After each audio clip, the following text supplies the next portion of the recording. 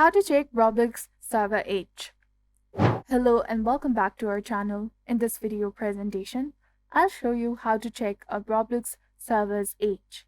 It's a quick and easy process, so follow along carefully. In order to begin, locate the game and the server you wish to check for its age and ensure that you're inside it. Before that, you have to open the Roblox application and make sure that you are logged into your specific account. This method will start tracking the time from when you join the server. Once you're in, open the developer console by pressing F9 or typing console in the chat. Upon joining, you can type /console to reveal the time you joined on the left side.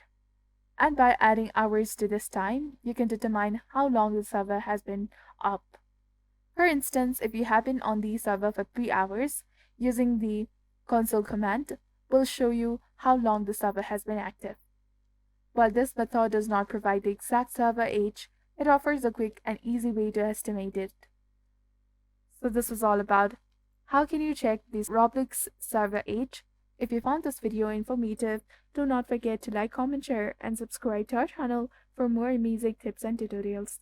And don't forget to hit that bell icon to stay updated with our latest content. Thank you for your viewership and support. See you in the next one.